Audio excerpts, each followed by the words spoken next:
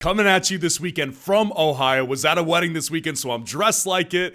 And this week was a crazy week one in fantasy football, so there's no excuses because we already see some buy low opportunities for some of these key guys that will be contributors on our team for weeks to come in fantasy. So we're going through 6 buy low guys to get before week 2 fantasy football. And I'm already looking ahead to get us prepared for week 2. So please go down there and drop a like on this video and subscribe to the channel to show your support. So this first group of guys right here that I'm going to go through is guys that I actually believe are going to be pretty key trade targets over the next several weeks. I actually expect these 2 guys to be at least mentioned in the next several buy low videos I do.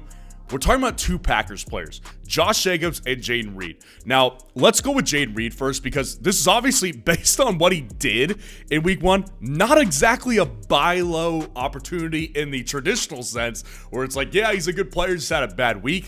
Jayden Reed came out and impressed in a big way in fantasy football this week. Obviously, on 6 targets, has 4 catches for 138 yards, ends up getting 2 touchdowns in this game, both 1 through the air and 1 on the ground. This is a guy who is going to see consistent involvement, and it's a guy that I've really been big on since last year. Like, I kind of take a victory lap with Jayden Reed because it's a guy I really liked in Dynasty, and I really liked him last year, and he ended up being really good in best ball. Jayden Reed's a really good player. Now with Josh Jacobs here, this is more of a traditional buy low type of guy. Has 16 carries, 84 yards, but just doesn't get in the end zone. And really doesn't have as much involvement in the passing game as I would have liked him to. He wasn't irrelevant, but he wasn't as involved as I really wanted him to and kind of expected him to be. Now here's the reason that they're both going to be buy low trade targets for the next several weeks. So in a more competitive league, right? If you're in a more competitive league, chances are good your league mates already know the status of Jordan Love. Jordan Love is the key in all of this and their buy low potential this week because Jordan Love, it came out, he's got a sprained MCL, not an ACL issue, which is good because it doesn't look to be season ending. But what he will do is likely miss the next 3 to 6 weeks is what we have seen. Now, I have seen reports that some say there's optimism he can get back sooner than later. Some are saying it's a little bit more serious. I don't know exactly where the cards fall, but it does look to me that he will be back at some point in the first half of the NFL season. So with these particular guys right here, what we're about to go through is we're going to go through a stretch where Jayden Reed is not as good. Jayden Reed will not have that fantasy upside that he just showed with Jordan Love. His connection with Jordan Love was really built and established last year. I think that's Jordan Love's favorite receiver. He's best with Jordan Love. Now, Jayden, I think, won't be irrelevant because he will get opportunities through the air and on the ground, but it won't be as efficient because obviously if they have to deal with Malik Willis or even if they go grab somebody else, it's just not going to be as good of a situation here. Josh Jacobs, same situation. With a worse quarterback, his efficiency is going to go down. He's not going to be averaging 5.3 yards per carry come next week when we end up seeing, again, Malik Willis. I've heard Ryan Tannehill's name floated out. He's not going to see that kind of efficiency with a backup quarterback. So again, what we're going to see over the next several weeks with these 2 guys in particular is worse efficiency, worse levels of fantasy production, and people are going to get annoyed because they were relatively high draft picks. So this opens up just a great buy low opportunity. And again, why I say that they're going to be buy low guys for the next several weeks in fantasy football. Now, if you're not in a league that pays attention too much, Jayden Reed probably is a little bit tougher to get. Jayden Reed, just based on what he did, getting 31.1 half PPR fantasy points, probably going to be tough if the guy hasn't heard about the Jordan Love injury. May want to mention that to him when you're trying to trade for him if you do that. But Josh Jacobs is not in that scenario. He only had 11.4 fantasy points in a half PPR format. So this is going to be a guy who's probably more attainable between the 2 of them. But again, these 2 Packers players, I can easily see, and I honestly predict that at least one of these 2 guys will be in next week or the next week's buy low video before Jordan Love comes back, because the reality is the more time that we see them without Jordan Love and the worse they do in fantasy, their value is just going to get lower and lower and make it much easier to buy low on these guys, because when Jordan Love comes back, they're going to have good fantasy weeks all over again. Now, the next guy that I want to talk about here, his team had an amazing game. It was ridiculous what they ended up doing in all NFL levels this week. Chris Olave of the New Orleans Saints. Chris Olave was the man left out of the fun party that they had against the Carolina Panthers. I will go over how wrong I was about the Panthers this week, but Chris Olave was the one left out of the fun. 2 catches on 2 targets and 11 total yards. Not a good week for Chris Olave, to say the least. So, Chris Olave comes out and has a bad game, while all of his other teammates go partying. Rashid Shaheed has a great game. Juwan Johnson actually has a good game. Foster Moreau has a good game. Kamara has a good game. Everybody has a good game, except Chris Olave here. So where does that leave Chris Olave, right? He's a really high draft pick. Obviously, you take him with 2nd, 3rd round draft capital in your own fantasy football draft. He's not going any later than 4th round capital. So you're looking at this saying, this is not 1st, 2nd, 3rd, 4th round production that I got from Chris Olave this week. Here's what we need to look at when we're looking at the future projections of Chris Olave in fantasy football. So let's take a look at Derek Carr and what he particularly did this week against the Panthers. He went 19 of 23 and for 200 yards and 3 passing touchdowns against the Carolina Panthers this week. Now let's break those numbers down a little bit.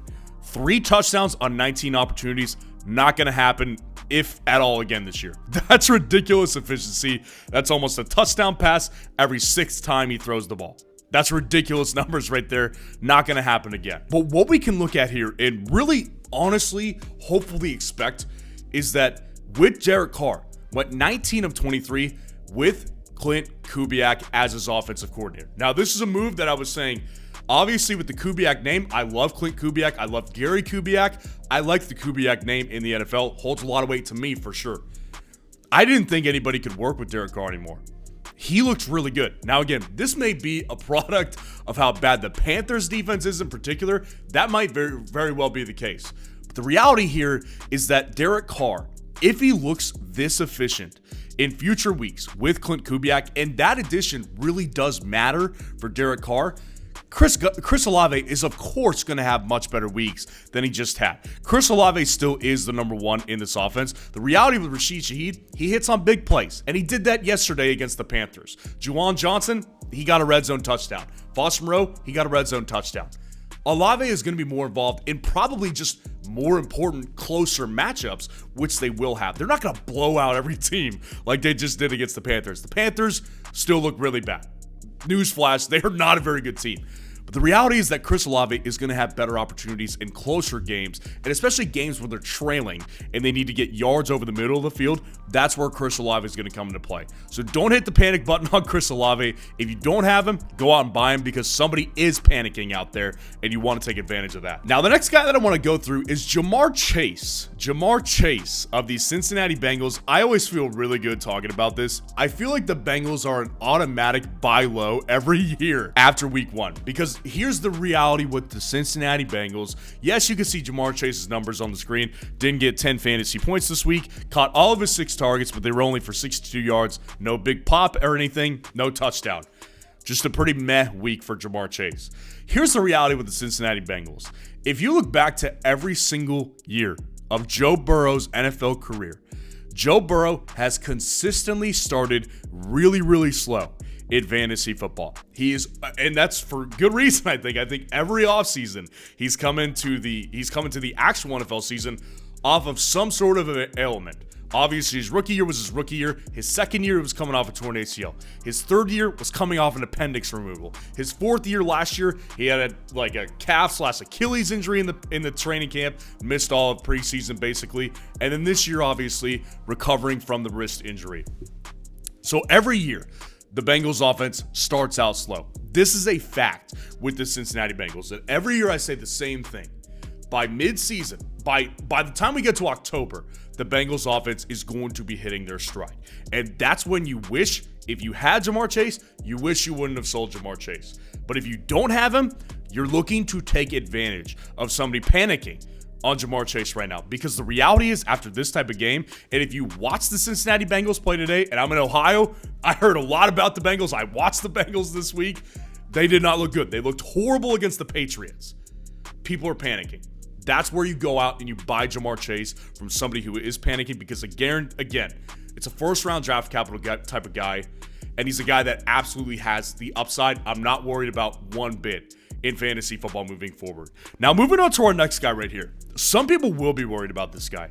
And honestly, I'm less confident about Marvin Harrison Jr. than I am with Ja'Marr, but I'm still really confident he's going to be way better in fantasy football in the next several weeks. Marvin Harris Jr. lays an absolute egg in week 1 fantasy football. 1 catch on 3 targets in 4 yards on his lone catch.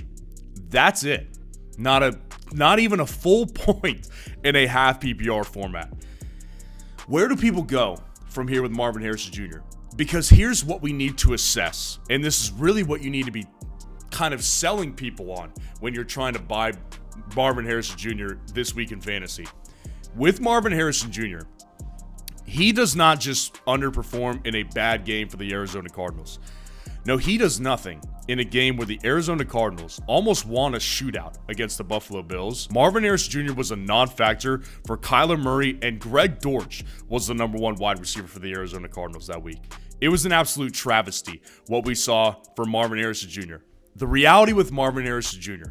is this is a guy I feel really wrong on right now because I said consistently throughout the week, not a guy that you need to worry about in week 1. He's a pro-ready rookie, and I expect him to come out and do really good right away.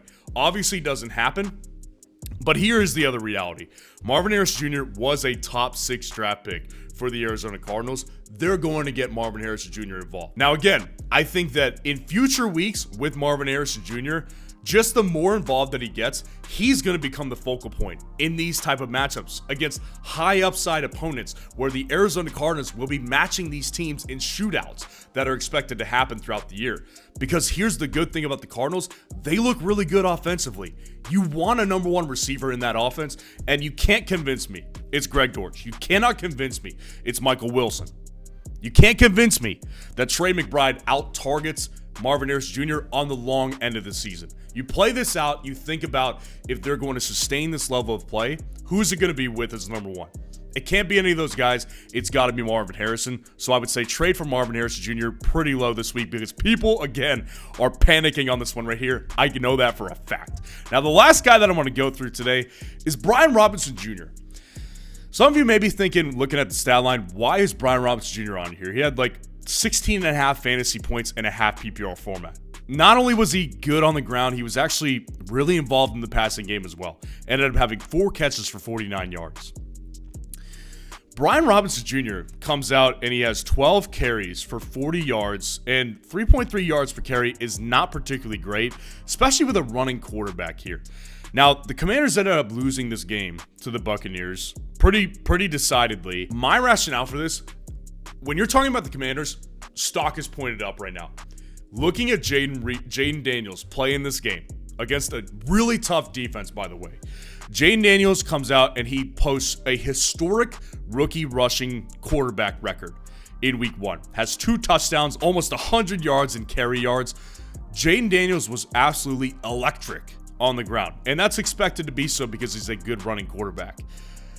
The reality is they're going to play a lot weaker defenses later on in the season and in the next several weeks than the Tampa Bay Buccaneers were. Tampa Bay is a tough matchup.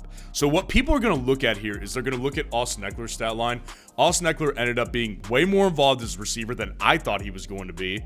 So Brian Robinson Jr., people are going to wonder, like, based on Austin Eckler's week as far as efficiency goes carrying the ball and his level of involvement through targets in this offense, people are going to be worried about Austin Eckler eating into Brian Robinson's workload. Brian Robinson is going to be the lead carry guy for this team. He will be the lead carry guy. And the reality is, in future weeks when they're playing weaker defenses, I want a running back attached to a running quarterback who actually looks like he might dump the ball down a little bit more than usual for a running quarterback. So Brian Robinson, to me, he's sitting on somebody's bench right now because he was a mid-round pick. This is a guy you could buy low as a starter for your team. If you're wide receiver heavy and you just need a running back too, Brian Robinson is a really good buy right now because, again, Commanders stock up. You want a running back with a running quarterback, and Brian Robinson looks like a great pick right now. So let me know what your favorite matchup was in week 1, and if you want to see the top waiver wire options this week, click on this video right here.